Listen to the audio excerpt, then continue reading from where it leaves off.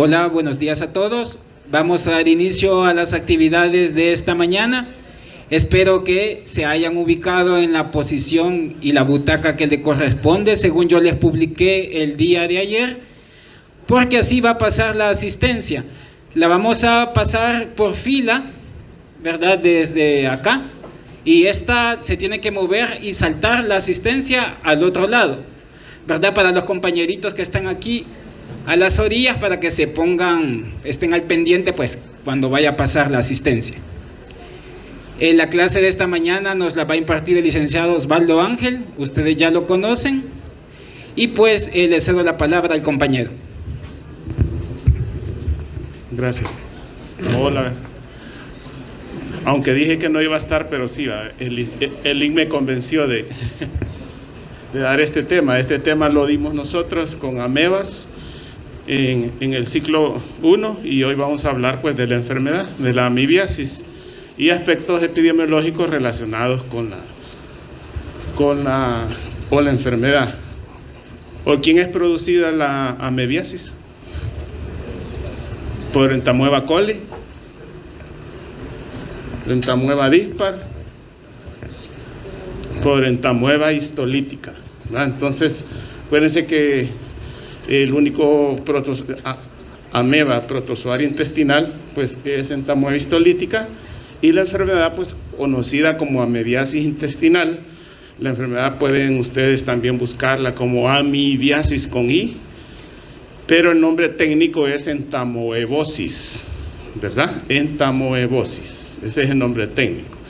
De esos tres nombres, entonces la amibiasis es un nombre como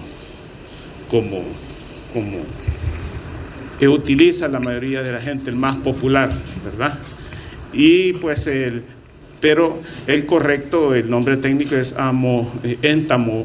entamoebosis, ¿verdad? La vamos a llamar con el nombre con que más se utiliza, que es amebiasis, ¿verdad? Y vamos a hablar un poco de la extraintestinal, una característica que tiene esta enfermedad, pues producido por un protozoario, por una amiba, y de ahí su nombre de amibiasis a veces, ¿verdad? Es que puede manifestarse la mayoría de veces de forma sintomática, o sea que el paciente no va a tener ningún síntoma de la infección, y solo un 10% va a ser sintomática. Y de este cuadro sintomático, algunos se manifiesta de manera crónica, algunos de forma aguda, otros de una forma hiperaguda, y obviamente pues si no hay un buen tratamiento puede llevar pues hasta la muerte del paciente. Igualmente, de las formas hiperagudas, un buen porcentaje de ellos, un 30%, va a sufrir amibiasis extraintestinal, que es cuando la ameba, Entamoeba histolítica, va pues a partir de una infección local en el intestino, va a pasar a los tejidos, principalmente el hígado, el pulmón y el cerebro. Y a eso entonces le vamos a llamar amibiasis extraintestinal. Estos son los objetivos. Vamos a acordarnos y referirnos más al proceso de patogenia, ¿verdad? Describir los cuadros clínicos con énfasis en la disentería amibiana, las complicaciones de este cuadro, hablar un poco de los cuadros extraintestinales, y vamos a ahondar más pues en las pruebas diagnósticos y en las características epidemiológicas, ¿verdad?, tanto como prevención y control de esta enfermedad. Esta es la clasificación que de la clasificación internacional de enfermedades da pues a esta enfermedad. Los diferentes cuadros clínicos se manifiestan en la amebiasis, pues allí se separan por un número, AO6.1, AO6.2, dependiendo del cuadro clínico que presenta pues el paciente. Esto ya se los había dicho, nada más que hay algo, ¿verdad?, que en el hígado es bien típico pues hablar de abscesos bastante grandes, y es conocido como absceso hepático amibiano, ¿verdad? Los sinónimos ya se los dije. Si ustedes se acuerdan del ciclo 1, estábamos hablando de que este parásito fue descrito por Loch en 1875. pero no lo relacionó con la enfermedad, sino que fue Artulis, ¿verdad? En 1885. En 1875, y 10 años después ya lo relacionó con un agente causal. Todos estos experimentos los hacían pues en personas, entre paréntesis, voluntarias, ¿verdad? Generalmente la mayoría presos. Pero fue Chaudin quien le dio el nombre de entamoeba.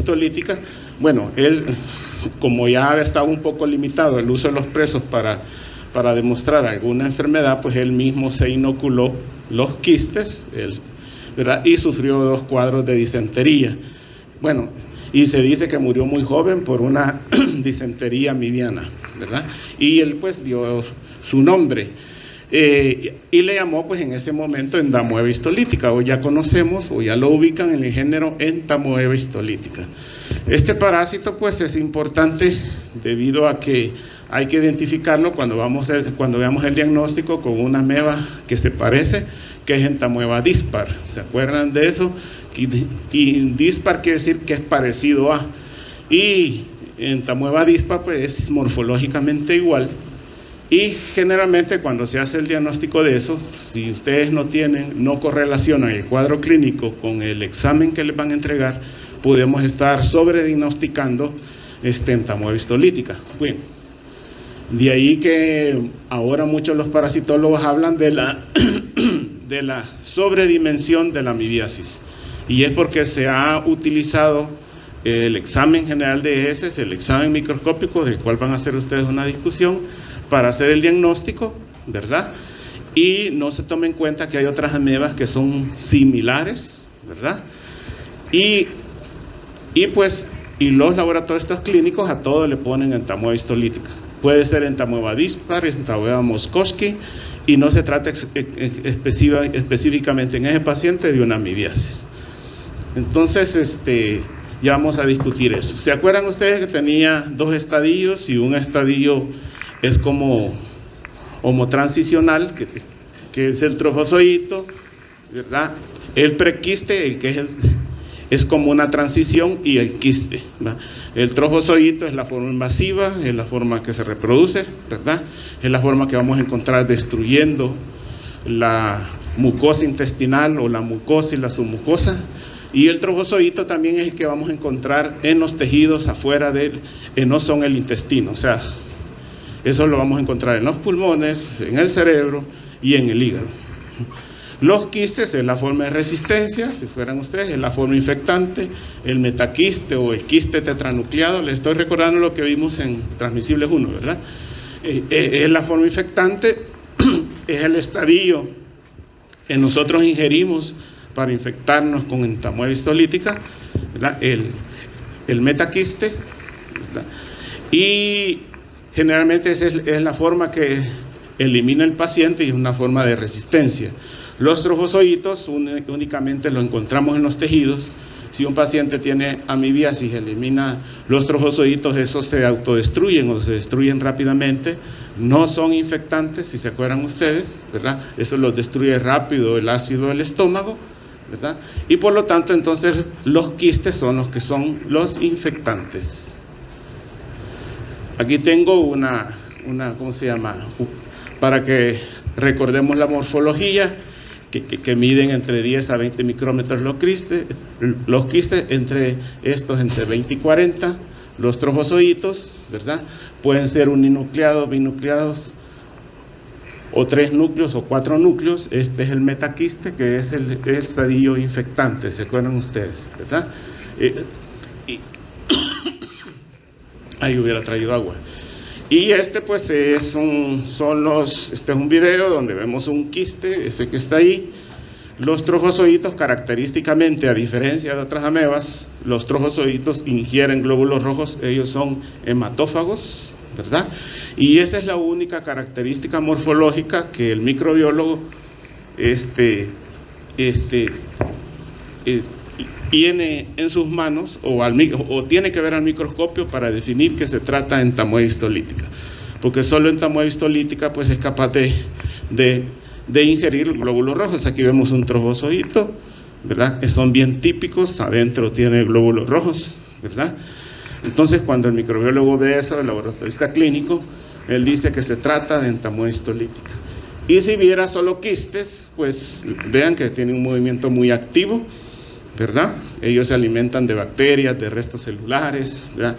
Están en la mucosa intestinal, si ustedes se acuerdan,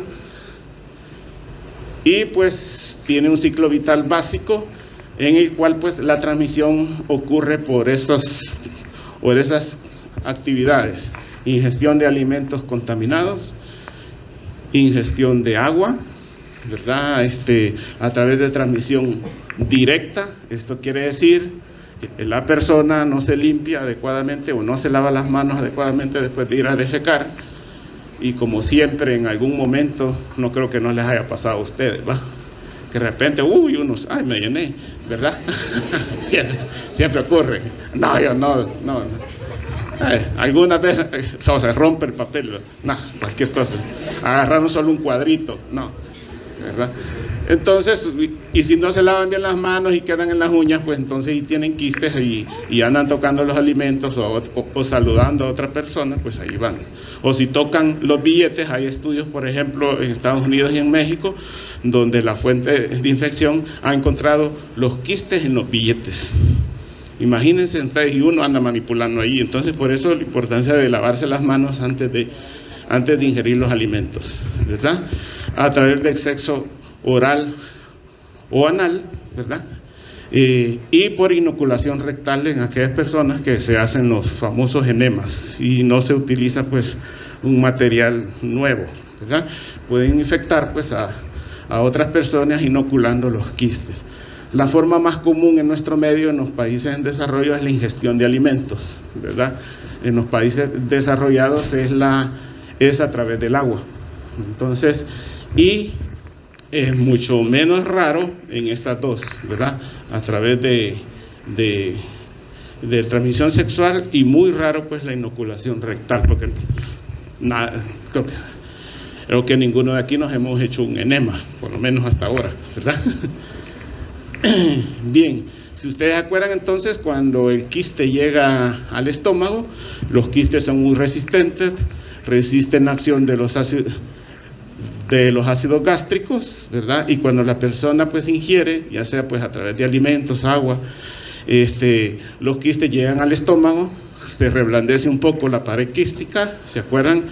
Se libera el quiste al intestino delgado.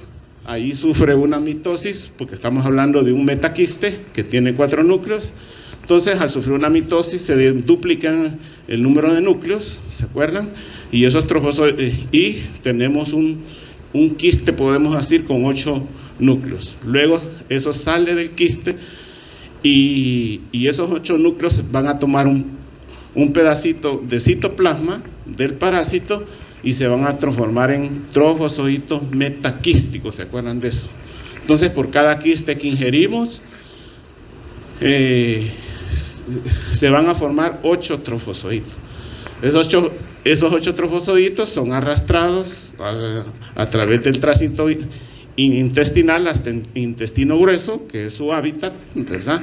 Y ahí se van a establecer en la mucosa del colon, y dependiendo de las características o factores de patogenia del parásito y factores del huésped, en algunos de ellos pues les puede ocasionar daño, ¿verdad? Y estos quistes o trofozoitos pueden ser eliminados pues en las heces. Obviamente algunos trofozoitos pueden invadir la mucosa intestinal, o también provocar una amibiasis extraintestinal, atravesando la mucosa y llegar pues a capilares sanguíneos, y vía portal pues primero llegan al hígado y de ahí pueden llegar a otros órganos, ¿verdad? Cuando la persona infectada va a defecar, elimina pues en las heces los quistes, principalmente si son heces duras, y si son heces líquidas o blandas, generalmente pues ahí hay algunos trofozoitos y también quistes. Y ese pues es el ciclo biológico del parásito. Aquí no hay un periodo de incubación en cuanto al ciclo, o un periodo homoprepatente, porque el parásito se reproduce rápidamente. Creo que una persona infectada, ahí está la cantidad, elimina más o menos, no sé si me acuerdo, 12 o 15 millones de quistes diarios. Imagínense una persona infectada, la cantidad que elimina. Vamos a ver. Bien, en la patogenia, aquí vamos a dejar claro algo, ¿verdad? Hay algunos autores que se refieren, el 90% de las infecciones por entamoeba histolítica son asintomáticas. El paciente no va a presentar signos, ni síntomas, ni molestias, nada más que las heces, pues las heces pues les va a salir los quistes, pues si es una muestra blanda, pues porque algo ingirieron y defecaron algo blandito o líquido, pues les van a salir algunos trofozoitos. El otro 10% va a presentar manifestaciones clínicas. En algunos libros que dicen ellos que ese 90% corresponde a entamoeba dispar, pero no es así, porque estamos hablando de amibiasis asintomática. Entonces, cuando veamos diagnóstico, vamos a ver si ustedes son gastroenterólogos más adelante, la importancia de pedir un buen examen para el diagnóstico de entamoeba histolítica. Entonces, el 90% de todos los pacientes no va a presentar manifestaciones clínicas, pero sí son que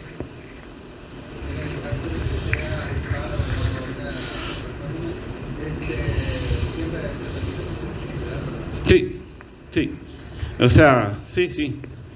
Él me está preguntando que si aunque fuera dispar el tratamiento hay que darlo, sí, porque en este caso, ¿verdad? Algunos prefieren que con las amebas que son o mensales no darlo, recomiendan, bueno, aunque indica que han ingerido heces.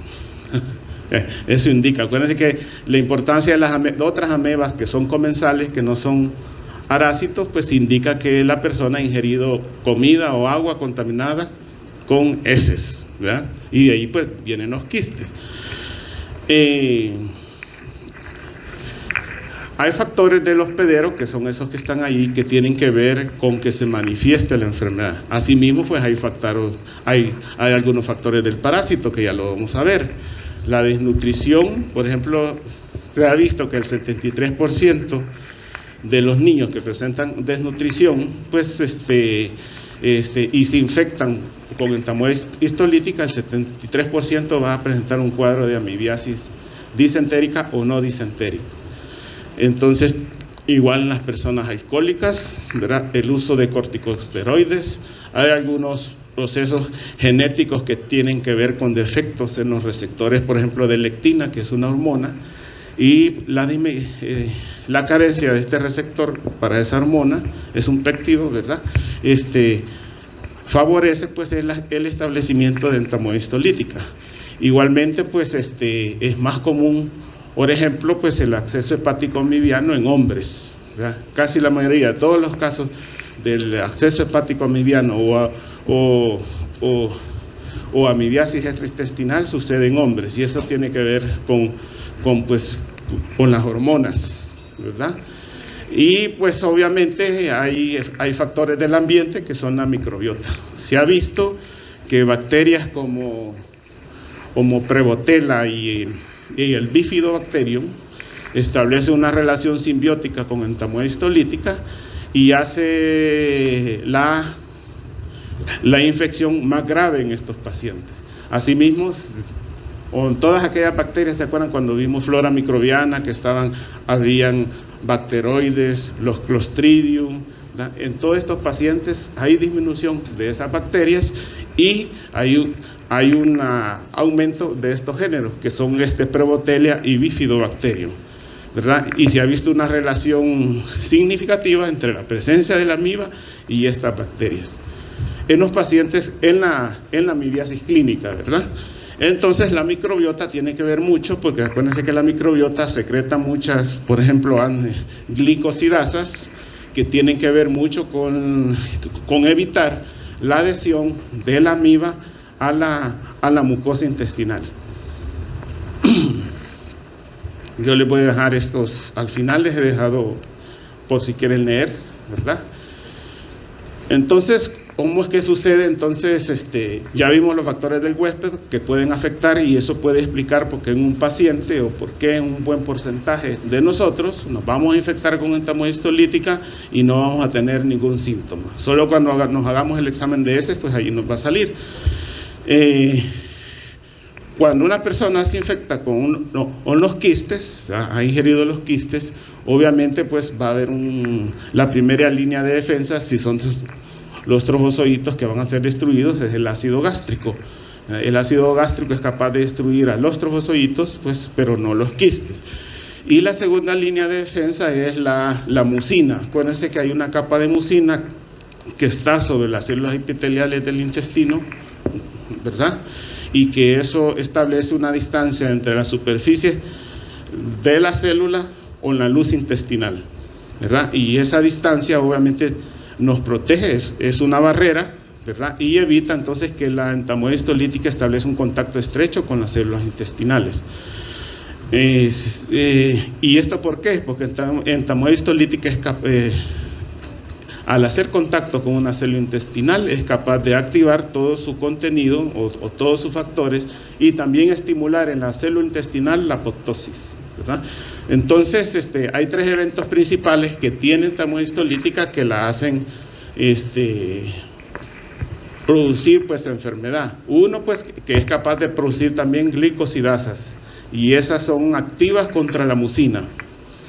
Tenemos una amiba que está produciendo una enzima que va a comenzar a degradar la capa de mucina, ¿verdad?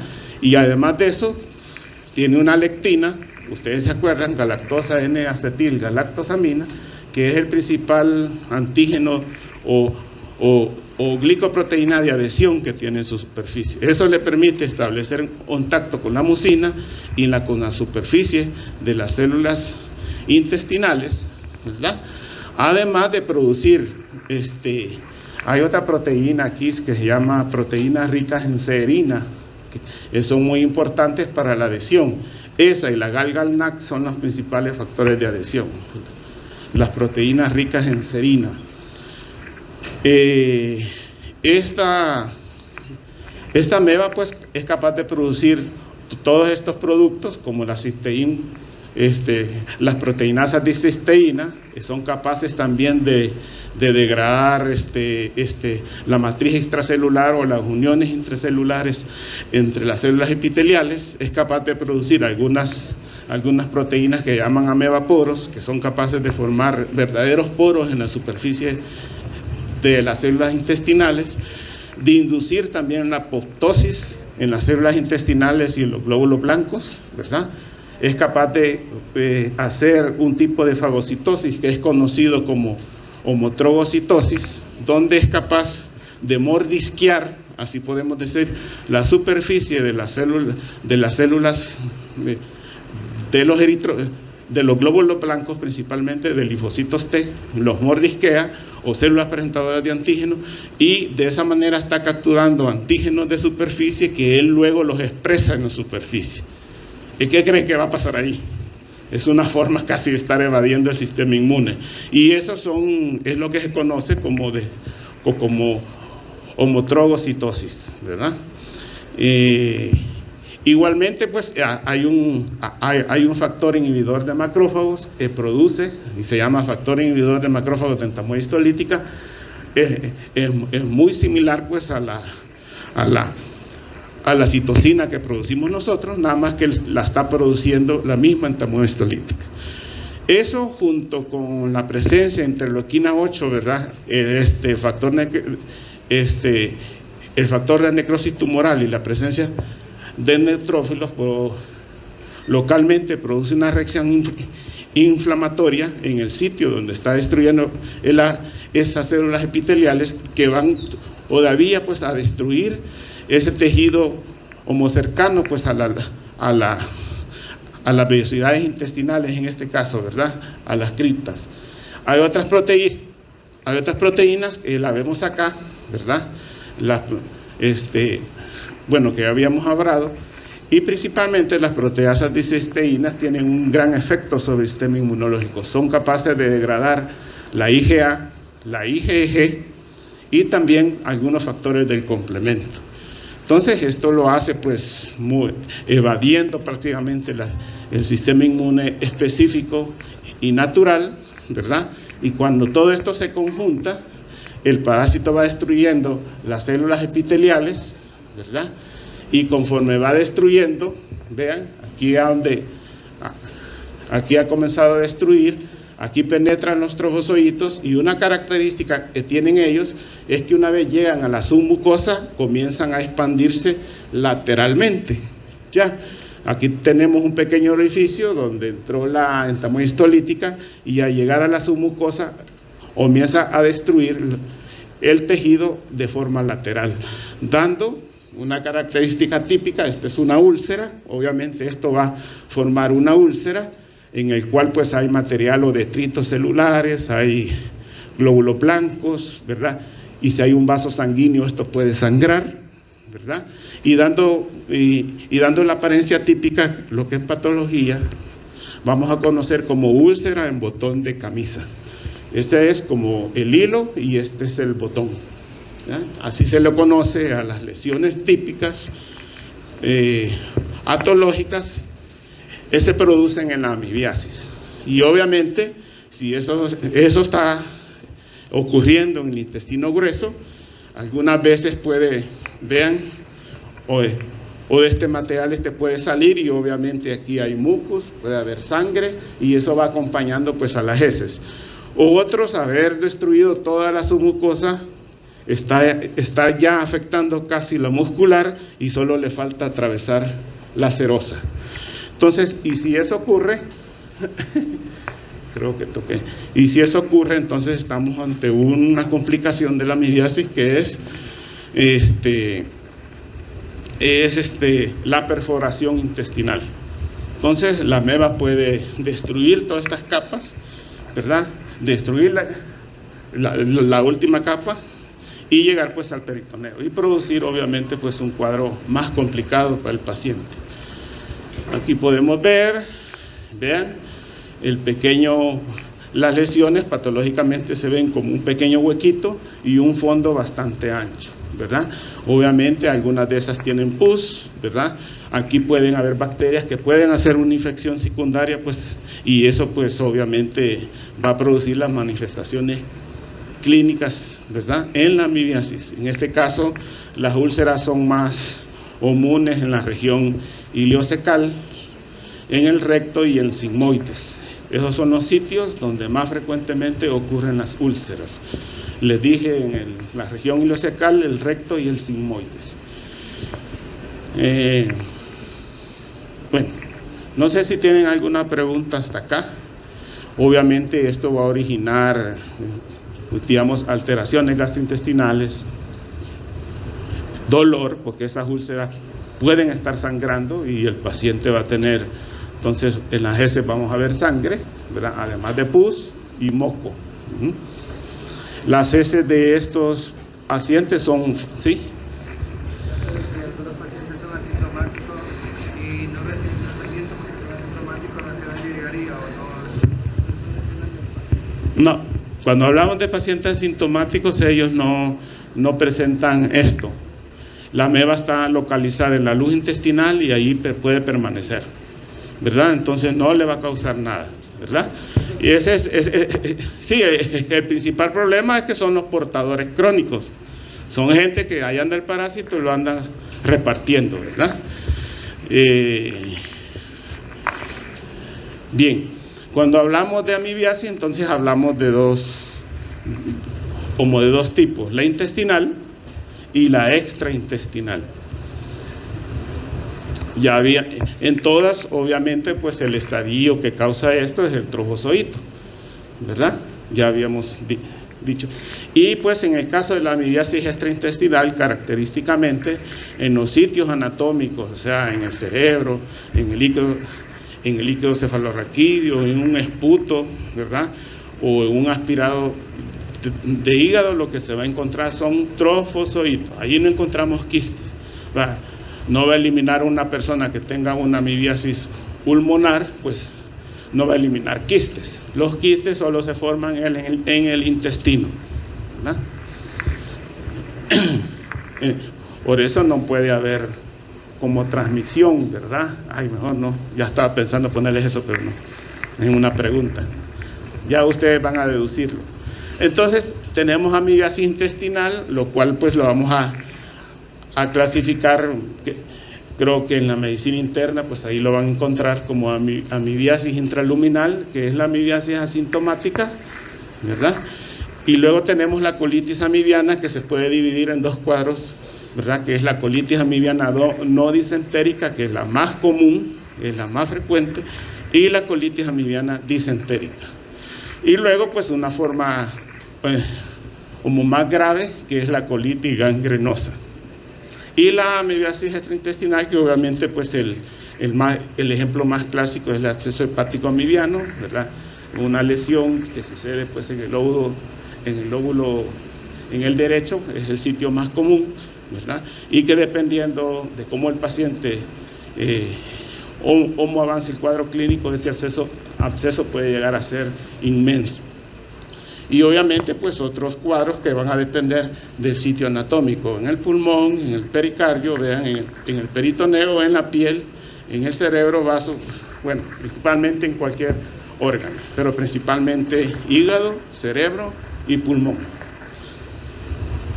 ¿Cómo se va la ameba a esos sitios? Bueno, en el caso de absceso hepático amibiano, pues en todos puede ser vía sanguínea, y en el pulmón lo que se ha descrito que son continuaciones de un absceso hepático amibiano. Generalmente los trofozoitos pueden romper, ¿cómo se llama? Esa cápsula que protege al hígado. ¿Cómo se llama? Anatomía. Ay, se me olvidó el nombre. Ellos son capaces de romper, digamos, ese absceso, aún hasta formar como fístulas hacia afuera, ¿ya? Y estar echando ahí ese líquido con amebas y producir una amibiasis hasta de la piel en el sitio donde está saliendo, pues, ese líquido achocolatado, ¿verdad?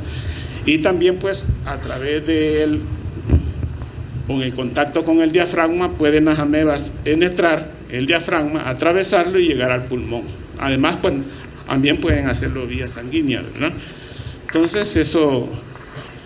Bien, ¿cómo vamos a ver el cuadro clínico? Ya habíamos hablado que es asintomática. Esto va a depender mucho de los factores del huésped y de la ameba, ¿verdad?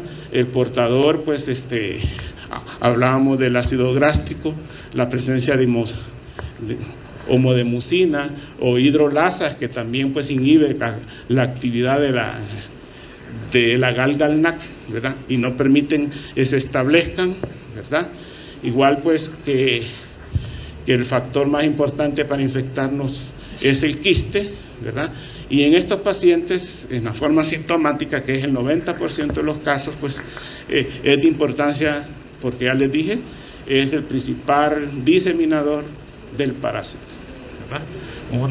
Un paciente no puede tener nada, algunos podemos estar aquí, podemos tener amibas y no nos vamos a tener nada, pero sí lo andamos como transmitiendo. En el caso de la colitis amibiana no disentérica, de ese 10% nos queda, del 90% nos queda un 10%, el 9% va a presentar colitis amibiana no disentérica. Eso tiene un periodo de incubación de 2 a 4 semanas después de habernos infectado con los quistes, y son dos manifestaciones clínicas más importantes que el paciente va a tener. El cambio en el ritmo de defecación. Si normalmente hacemos una vez, estos pacientes van a hacer unas 4 veces al día, ¿verdad? Son heces blandas, ¿verdad? Algunas veces líquidas, ¿verdad? Fuertemente fétidas, porque acuérdense que hay úlceras, ¿sí? ¿Cómo? En esto no hay dosis infectante. Un quiste te puede infectar. Él estaba diciendo, las heces son muy fuertemente fétidas. ¿Por qué? Porque acuérdense que en estos pacientes ya hay presencia de algunas úlceras, y esos restos de tejido, pues, dan ese mal olor a las heces, ¿verdad? Muy fétidas, ¿verdad? El dolor, esos son los dos manifestaciones clínicas que van a presentar estos pacientes. los cambios en el ritmo de defecación, o sea, se va a presentar como una diarrea, ¿verdad? Y el dolor hipocólico. Generalmente son homodolores localizados, el tipo cólico, ¿verdad? Va a comer de intensidad homovariable y va aumentando la intensidad, dura 1 hora, unas 2 horas y luego se quita y al cabo de otras horas regresa otra vez. Esos dolores, ¿verdad?, son los dolores hipocólicos y esos son los, digamos, lo que más llaman la atención en estos pacientes, además de presentar flatulencia, náuseas o la sensación de llenura, borborismos, o sea que les chillan las tripas, para el ruido que hace por el intestino, pues o la irritación pues hay pues en la mucosa intestinal, eructos, estos no son tan específicos, pero en este caso pues quizás solo referirme que estos dos son los más principales. Cambios en el ritmo de defecación que se manifiesta como una diarrea por unas 4 veces al día y el dolor hipocólico. En este caso puede ser cualquier enfermedad de las que les han mencionado antes de mí. ¿Qué otra enfermedad han visto antes? ¿Han visto cólera? No. Helicobacter, no. Ampylobacter, una shigalosis, un inicio de una shigalosis. Porque eso, ¿a qué se parece? ¿Cuántos no hemos tenido eso? Una intoxicación alimentaria, ¿verdad? Entonces de ahí que ustedes deben de estar preparados y por eso estamos viendo esto, ¿verdad? Cuando viene una infección intestinal, uy, ¿qué puede ser? Una tricocefalosis, una estrongilotiasis, imaginen cuánto llevamos ya, ¿verdad? Y de ahí la ayuda de los exámenes, ¿verdad? Luego tenemos la colitis amibiana disentérica. Esta es, obviamente, con esta situación, después de estar 1 o 2 semanas con esto, pues esto dura 1 o 2 semanas, eso puede autorresolverse, pero nadie va a estar con eso por 1 o 2 semanas. Al cabo de unos 3 días uno dice, no, algo tengo, entonces vamos a pasar consulta. Y si eso no pasa, entonces vamos a la colitis amibiana disentérica. Aquí ya hay la presencia de úlceras intestinales en la mucosa intestinal, del intestino grueso, y los síntomas son más intensos. Los cólicos son casi permanentes durante todo el tiempo, muy fuertes, y ya hay presencia de disentería. ¿Quién les han dicho que es la disentería? La presencia de mucho moco y sangre en pequeños volúmenes de heces. Las heces disentéricas generalmente no son voluminosas, son muy escasas, ¿verdad? Y con abundante moco y sangre. Y generalmente estos pacientes ya tienen más de 6 evacuaciones al día. Entonces eso ya no es normal, ¿verdad? Además, pues estos pacientes pueden tener eso cuando vamos al baño y que nos comenzamos a pegar las rodillas porque no sale, ¿verdad? Y hacemos el gran esfuerzo y no sale, o nos cuesta que salga, que es el pujo, el esfuerzo que hacemos al querer defecar. Igual tenemos el tenesmo, que son otras manifestaciones clínicas de esta etapa. El tenesmo es que cuando después de defecar, generalmente vamos a tener la intención de ir otra vez, y cuando vamos, ¿qué pasó? Nada, ¿verdad? Y pues obviamente, digamos, como la sensación de querer defecar y no hacer nada. Entonces ese es el tenesmo, y estos son manifestaciones clínicas y tiene pues el paciente en esta etapa. Hay mucha sensibilidad a la palpación, vean algunos parecidos a la anterior, eructos, hay cefaleas, puede haber una fiebre, aunque esto es muy raro y generalmente secundaria a una infección pues de las úlceras. Si el cuadro es muy grave y no se trata, puede llevar a la deshidratación, ¿verdad? Y en los niños esta irritación pues puede provocar el prolapso rectal, se le sale el recto, ¿verdad? Entonces eso obviamente pues ocurre en otras enfermedades, pero en este caso hay una atonía de los músculos y del esfínter, eso se relaja y cuando van a defecar, ¡pum!, le sale pues el ano. Yo ya he visto pues a estos niños, ¿verdad? Generalmente por tricocefalosis ocurre también esto. Esta es progresiva. Si no hay tratamiento en esta etapa, puede irse a la forma más grave. Nadie va a estar así, ¿verdad? Nadie va a estar así cuando está defecando sangre, ¿verdad? Entonces, aquí abundan los trofozoitos hematófagos, o sea, los trofozoitos en las heces van a tener glóbulos rojos ingeridos, ¿verdad? Que es lo que hace el diagnóstico en la mayoría de veces. Y si no hay un tratamiento, vamos a la colitis amebiana fulminante, ¿verdad? Esta es una forma muy grave, generalmente de mal pronóstico, como pueden ver ahí. El 40-50% de los casos puede llevar a la muerte, ya cuando este paciente llega a esta etapa. Vean cómo está esa mucosa de ese intestino grueso, casi necrosada, ¿verdad? Totalmente casi destruido. Obviamente, todos los síntomas que hemos visto aquí son mucho más graves, ¿verdad?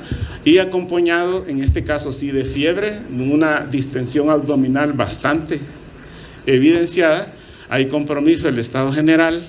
Generalmente esto ocurre más en niños con desnutrición, ¿verdad? En niños menores de 5 años, y pues tiene un muy mal pronóstico, ya que el 75% de los casos que llegan a esto, el intestino se va a perforar. Creo que algunos datos hematológicos, hay una intensa leucocitosis, ¿verdad? Aquí vemos un intestino con bastantes úlceras, y aquí pues un intestino ya perforado. Todo el material fecal se sale peritoneo y obviamente un cuadro de peritonitis, ¿verdad? Y de ahí pues el tratamiento inmediato en estos casos. Estos cuadros se pueden complicar principalmente con una perforación intestinal, ¿verdad? Esta es consecuencia de la colitis disentérica y la colitis amebiana fulminante, ¿verdad? Que se manifiesta como una peritonitis aguda y es muy común, como les estaba diciendo, en los desnutridos o inmunodeficientes. Otra complicación es la apendicitis, ¿verdad? Entonces, en este caso, pues hay que hacer un diagnóstico diferencial, pues cuando se hace la biopsia, ¿verdad? Pero muchos pacientes con amibiasis pueden presentar este tipo de cuadro. Igualmente, otra complicación homobenigna, que esto puede presentarse aún en los pacientes con colitis amebiana no disentérica y disentérica, que son los amebomas.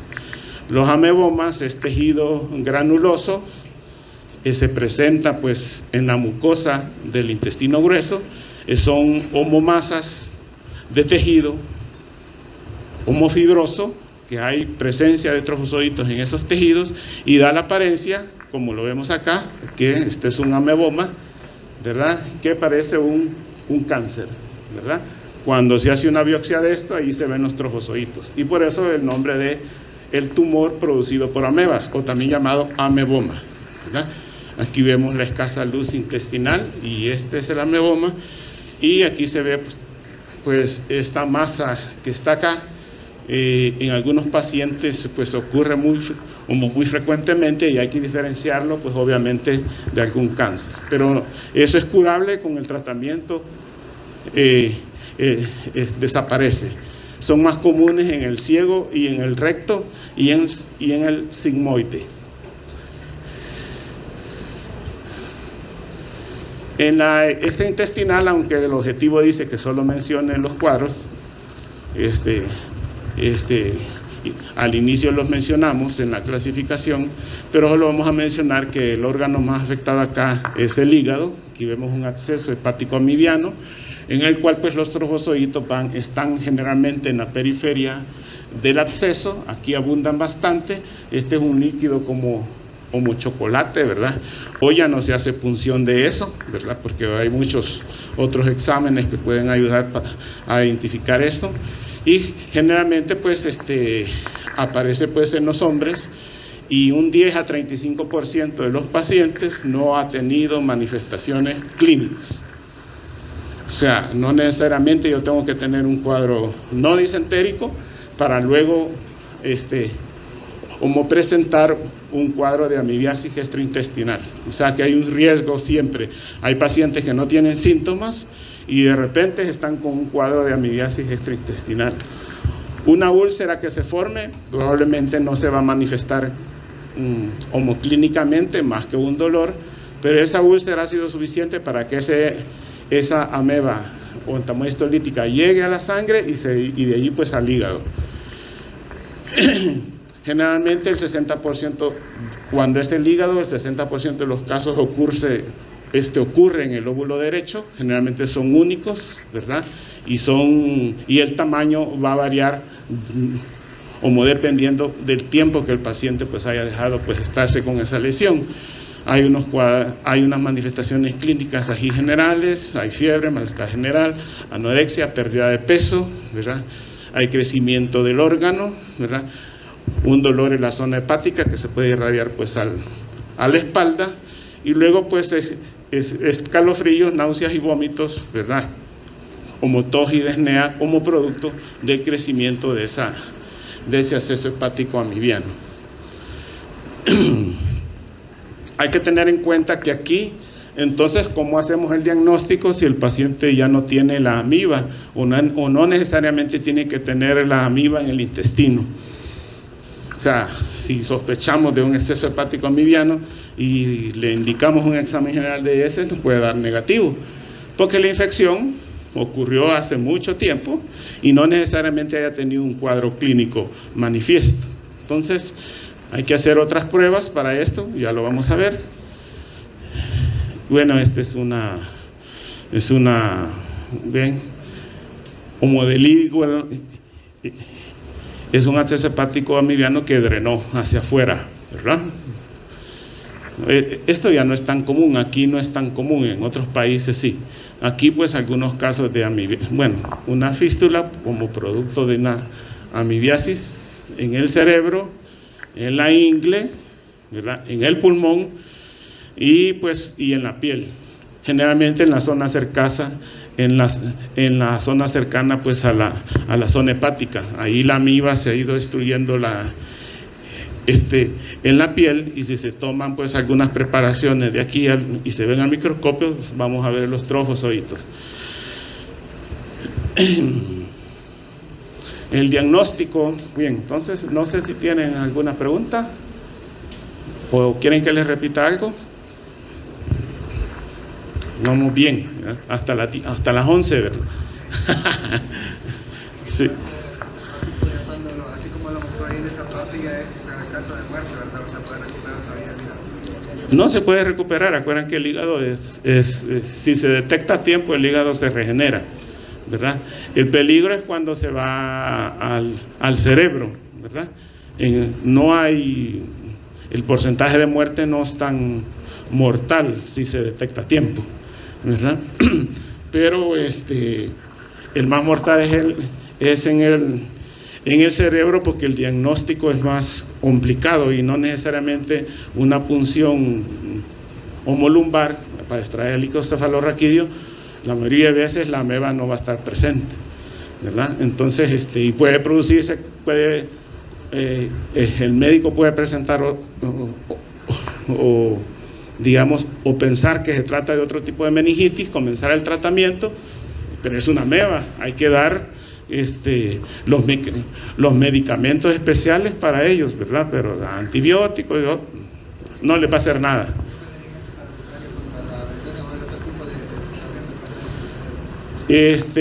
Hay otros, creo que la piretamina es uno, creo, el metronidazol, o sea, y son dosis bien fuertes, ¿verdad? Pero sí se puede tratar, hay que tratarlos a tiempo. Aquí en el país yo creo que antes se reportaba más comúnmente el acceso hepático amibiano, que era el más común. Vean, hay que hacer diferenciación con todos esos, ¿verdad? Por los cuadros de diarrea y los cuadros de disentería que se pueden presentar, y pues obviamente con disentería bacilar en el caso de una shigellosis, ¿verdad?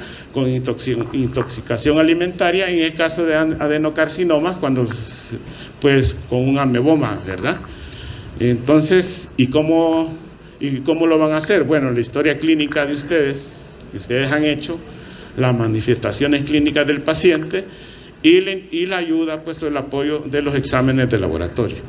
En este caso, lo que hacemos son las pruebas parasitológicas, podemos hacer inmunológicas y algunas moleculares o algunas de diagnóstico por imagen, generalmente cuando es amibiasis extraintestinal.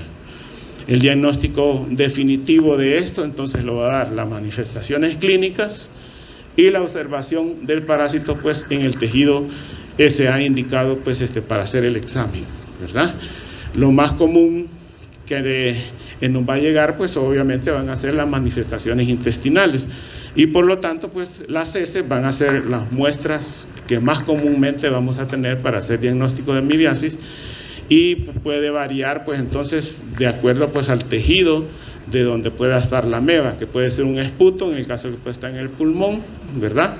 Un raspado de piel en el caso de que esté en la piel, ¿verdad? Y en el caso de amibiasis intestinal, entonces el examen que se va a indicar es el examen general de heces, ¿verdad? O examen coprológico. Las amebas no se eliminan, la eliminación de los quistes de las amebas es intermitente, o sea, no se eliminan diariamente la misma cantidad, y por lo que para aumentar la sensibilidad de este examen y aumentar la probabilidad de encontrar los quistes o los trozoitos en las heces, es bueno indicar exámenes seriados en un término de 10 días o un día sí y un día no, una muestra de heces, o sea, indicaríamos unos 3 exámenes con un día de diferencia, o en el término de 10 días. Eso aumenta la sensibilidad de este método. Ya vamos a ver que es bastante deficiente para encontrar los trofozoitos. Y obviamente ahí lo que se les va a reportar a ustedes, aquí se hace, bueno, creo que lo van a ver en el laboratorio, son los quistes y trofozoitos de entamoeba histolítica. Ahora, el laboratorista no tiene más información que las mismas heces que están ahí presentes. Entonces, si él lo que les va a reportar a ustedes, como solo está viendo estructuras que son muy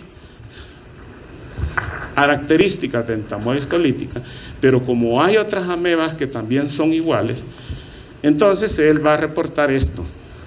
Se observan quistes o trofozoitos de entamoeba histolítica, entamoeba dispar. Ustedes van a decidir, conforme al cuadro clínico, si eso corresponde a una patógena o no. Ahora, en otros países hay otros exámenes, ya lo vamos a ver, pero siempre les van a reportar eso. Entonces hay que tener en mente eso, porque no sabemos, morfológicamente no se puede diferenciar si es entamoeba histolítica o entamoeba dispar, y si llega a reportar que está viendo entamoeba histolítica es porque ha visto los trofozoitos hematófagos.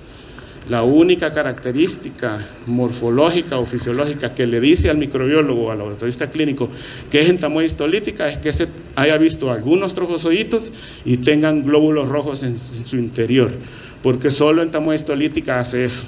Entonces, en ese caso sí, ustedes le pueden preguntar, mire, ¿por qué ¿qué es amibiasis? Sí, vi unos trofozoitos con glóbulos rojos. Eso es entamoeba histolítica. Entamoeba dispar no hace eso. Pero mientras no vea eso, les va a reportar eso. Entonces ustedes deben de tener siempre en mente esto, ¿verdad? Bueno, aquí vemos unos trofozoitos hematófagos, aquí están homoteñidos, ¿verdad?, con su citoplasma, unos glóbulos rojos en su interior, con sus características nucleares, ¿verdad?, específicas, algunos quistes, ¿verdad?, en solución de Lugol y en azul de metileno. Y aquí pues unos trofozoitos que son de entamoeba histolítica. Uno cuando ve esto, cuando ve esos trofozoitos muy activos, con ese es el pseudópodo unidireccional, si lo van a leer, dice un pseudópodo único, unidireccional, un movimiento muy activo y progresivo, ¿verdad?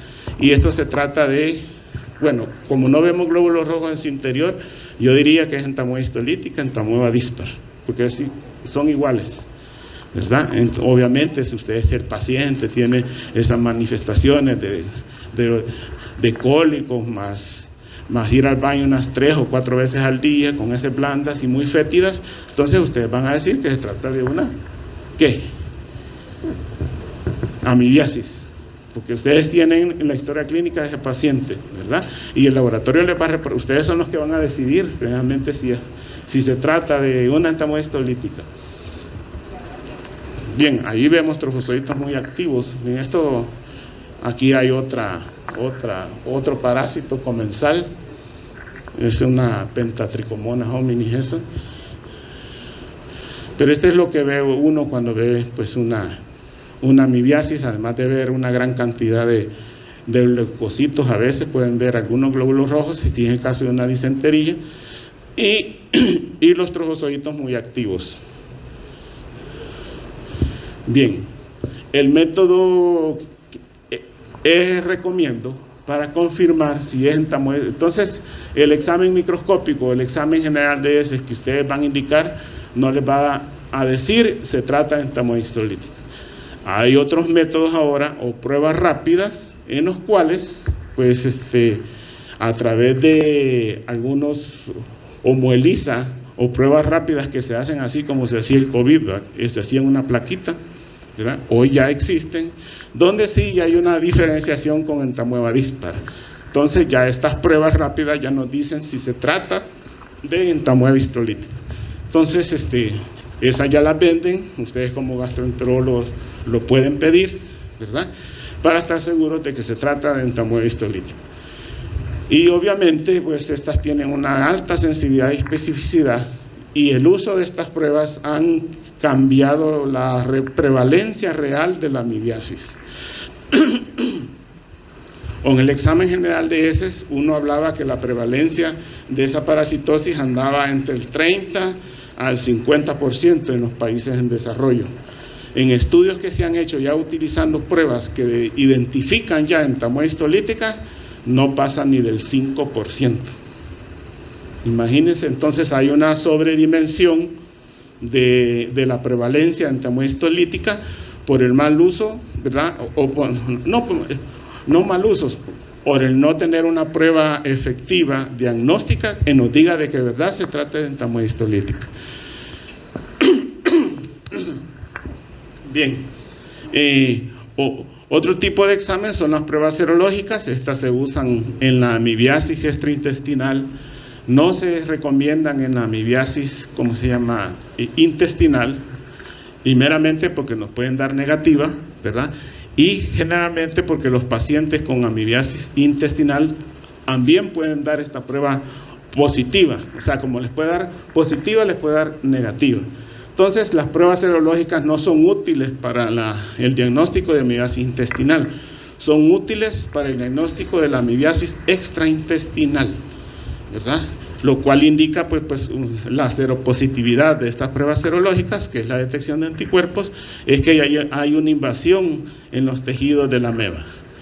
No hay coincidencia con la presencia del parásito en el intestino, o sea, el paciente en las heces no puede tener el parásito y la prueba les puede dar positiva, o al revés, puede tener el parásito y las pruebas le dan negativas.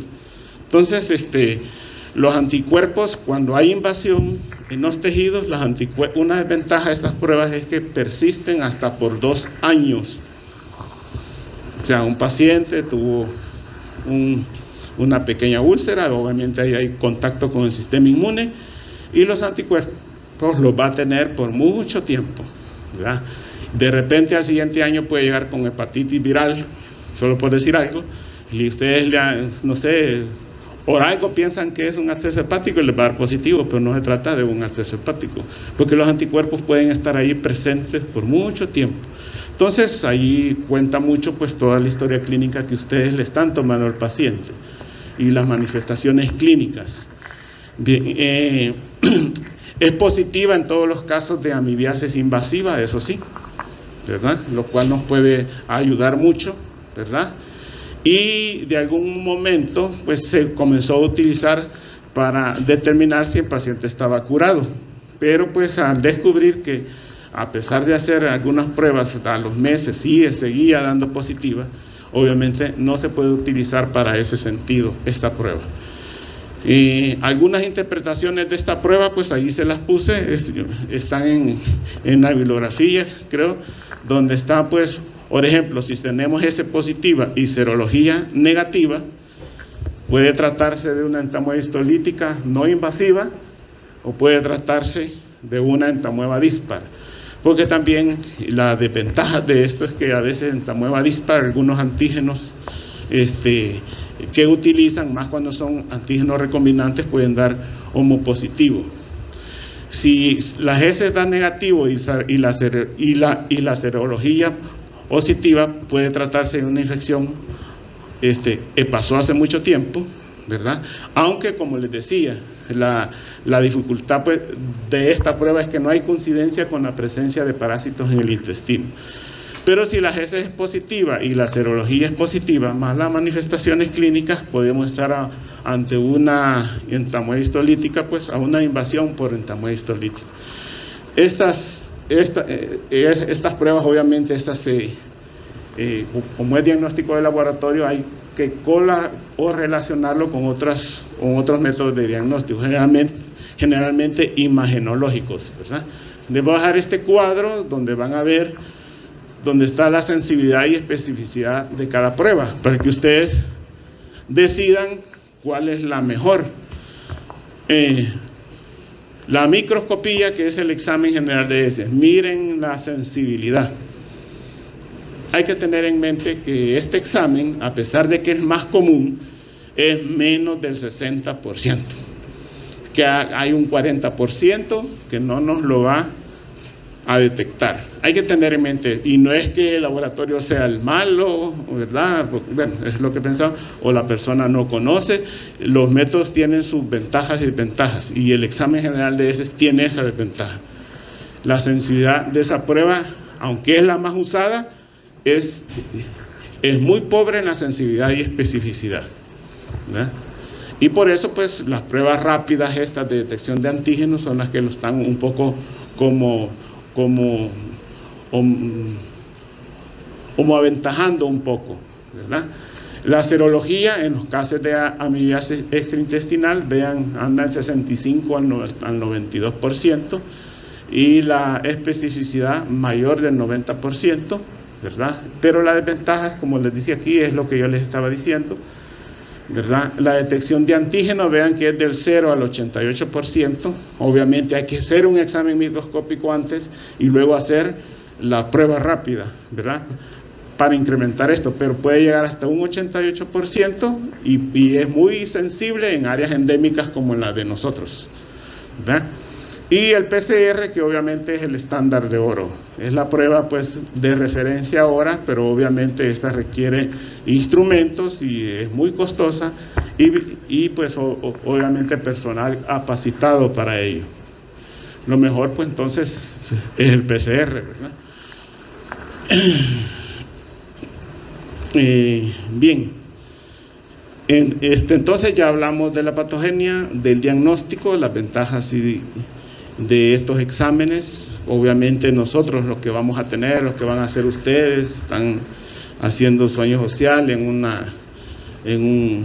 así lejos, es el examen general de heces. Entonces hay que correlacionarlo obviamente con las manifestaciones clínicas que tiene el paciente, ¿verdad?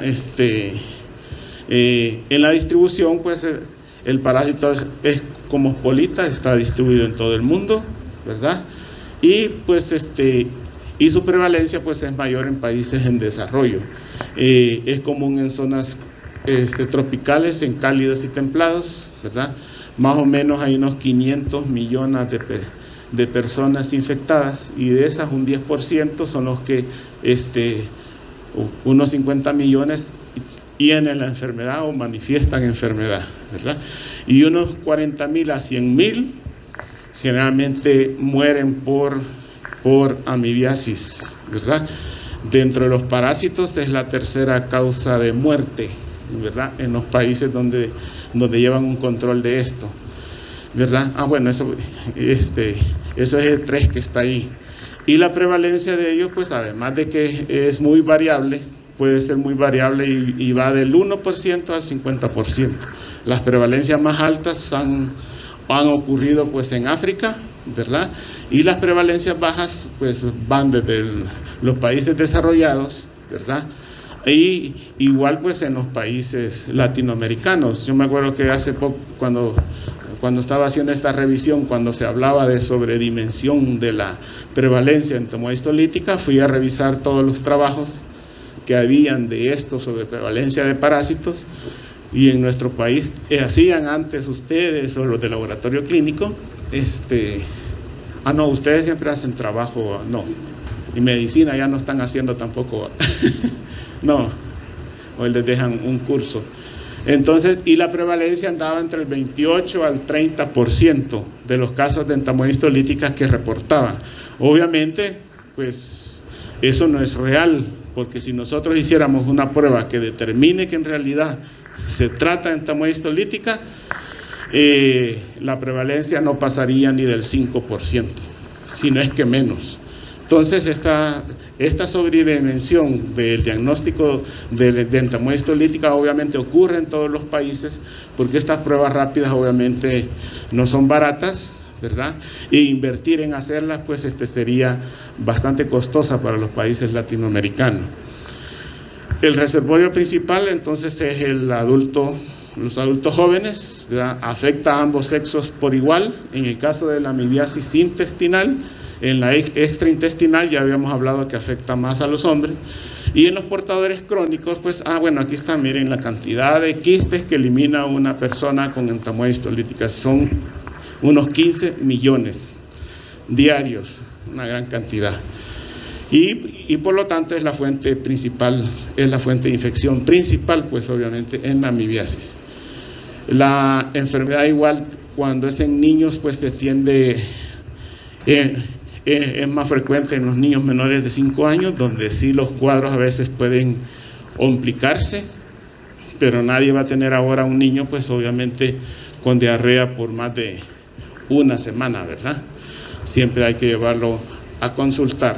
Ya habíamos hablado un poco sobre la transmisión, de ingesta de alimentos, la ingesta de agua. Los quistes son muy resistentes al cloro, a la concentración del cloro normal que se usa pues en la potabilización del agua. Por lo tanto, si una fuente de agua se contamina con quistes, vamos a estar ingiriendo esos quistes en el agua potable.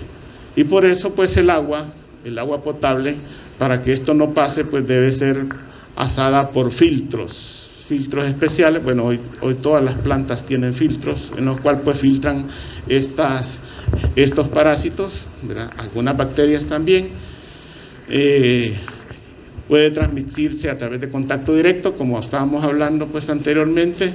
Igualmente los vectores mecánicos ayudan a su transmisión, pues ir a pararse en las muestras de heces y de ahí pues ir a pararse a los alimentos o a las verduras o a las frutas, y por lo tanto es necesario pues estar lavando todos esos alimentos que nosotros ingerimos. Hay factores que tienen que ver mucho con la transmisión, como la higiene personal o la costumbre siempre de lavarse las manos antes de ir a comer, ¿verdad? Aunque no hemos preparado los alimentos, pero hemos tocado monedas, hemos tocado billetes, vamos agarrados en los buses, ¿verdad? De los pasamanos, andamos tocando cualquier cosa, no sabemos la persona que tenga quistes y no se haya limpiado bien, haya dejado ahí quistes, ¿verdad? Siempre hay alguna explicación cómo nos infectamos, ¿verdad? Obviamente pues el saneamiento ambiental, generalmente si la persona utiliza pues áreas muy cercanas a los ríos para ir a defecar, puede contaminar esas fuentes, y si esa agua es utilizada por la población para y más en las zonas rurales para preparar sus alimentos, obviamente pueden ser una fuente de infección. Hay tendencia familiar en las infecciones de estos tipos. Generalmente si una persona tiene y es la que prepara los alimentos, hay una gran probabilidad de que todos estén infectados. Por eso pues cuando algunas familias que tienen muchachas les hacen exámenes, ¿verdad? Para no, ¿verdad? Y si tiene, pues ni modo, y ya tiene tiempo de trabajar, hay que examinarse todos, porque hay una probabilidad de que tengamos nosotros. Algunas características como desnutrición y alcoholismo, pues aumentan el riesgo de sufrir la enfermedad. Y en el caso de los pacientes con riesgo, generalmente aquellos que vienen a estas zonas endémicas, que son los turistas, ¿verdad? Ellos no aguantan una buena pupusa ¿cómo se llama? Con curtido, ¿verdad? Al siguiente día están con diarrea. Obviamente eso no es que tenga amibiasis, porque la ameba no va a crecer tan rápido, pero pues nosotros, ha de ser rico el curtido con amibas, con el Helicobacter. Bueno, les cuento, es mi último día con tratamiento con el Helicobacter. Bueno, si no han recibido, es un tratamiento largo, y me ha fregado el estómago más que todo, pero sí tenía Helicobacter. Era muy... le decía a los compañeros que tenía la costumbre de que todo me hacía daño. Yo decía que era la comida, pero hay trastornos gastrointestinales que hoy sí ya se me quitaron. Hoy ya no me hace daño, hoy sí ya voy a poder comer algunos alimentos que decía yo que ya no lo soportaba, pero tenía que ver eso. Entonces nada más que son como 14 días con tratamiento, ¿no? Y obviamente las prácticas de relaciones sexuales son un riesgo también. Con respecto a la prevención, obviamente la higiene personal, el lavarse las manos, la eliminación adecuada de las heces, ¿verdad? En algunos lugares, más en las zonas rurales, siempre hay algunas personas que defecan pues en las afueras o al aire libre, y eso pues hay riesgo de contaminación de los alimentos a través de vectores mecánicos o contaminar las fuentes de agua. El uso de agua potable purificada, obviamente, ¿verdad? Aquí pues el agua tiene que haber pasado por un filtro, y como es muy resistente al cloro, pues entonces es necesario, si nosotros tenemos en la casa pues un filtro que a veces nuestros padres hayan comprado o lo tengan ahí en su casa, pues es mucho que menor. Y si tenemos agua, pues obviamente no hay forma de cómo pasarla por una filtración, con hervir 1 minuto es suficiente, destruye los quistes. Igualmente la desinfección de la fruta o de las verduras, podemos poner yodo, creo que al 2%, creo que lo venden en el súper, ustedes ven los frascos, le ponen unas 8 gotas por litro, dejan esas frutas o verduras con ese yodo por unos 10 minutos, y eso es suficiente para destruir a los quistes, ¿verdad? La eliminación de vectores mecánicos como las cucarachas y obviamente las moscas. No hay inmunoprofilaxis para la amibiasis, no hay vacunas, a pesar de que se han probado algunos como la Galgalnac como un antígeno, no ha dado buenos resultados, ¿verdad? Y es que la ameba tiene otros muchos factores de virulencia, ¿verdad? No solamente ese. El control es la investigación de contactos. Si una persona tiene eso, hay que recomendarle pues hacerle, todos los de la casa se examinen, se hagan examen de heces para buscar la posibilidad de que no se hayan infectado. Y las demás pues obviamente son actividades ya de pacientes que están ingresados, ¿verdad? Hay que tener mucho cuidado con estos pacientes a la hora de manipularlos, porque siempre están eliminando quistes, ¿verdad? Acceso a las letrinas y agua tratada para las personas, para evitar que se infecten, y obviamente el tratamiento específico, ¿verdad?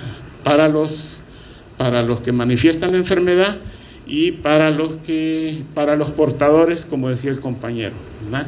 Si una persona tiene entamoeba histolítica, entamoeba dispar y nos lo reporta el laboratorio, no podemos...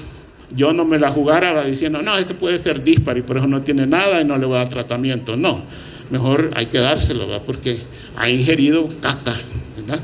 O sea, sencillamente eso pasó, ¿verdad? Y así como es eso, hay un riesgo de poder ingerir otras cosas, ¿verdad? Yo creo que aquí es. Mi licenciado me había salido. Aquí pueden leer, pero yo les voy a preguntar de la presentación. Si quieren que se los dé, yo se los voy a prestar al licenciado para que, o tenés alguna, en campus o algo así, no. Bueno, en Classroom, entonces le voy a decir para que me agregue y yo se lo subo allí, les voy a dar la presentación también. O sea que no todos los docentes se la dan, pero igual, y si no, yo se las mando a algunos, ¿verdad? Y si quieren leer estos artículos, yo se los mando. Bien, gracias. Como creo que ya no lo puedo, esta es la única clase que me dieron, así que iba a pedir más, pero el himno quiso. No, mentira. No, tengo clases en otra, así que ahí nos vamos a estar viendo ahí en los pasillos. Gracias.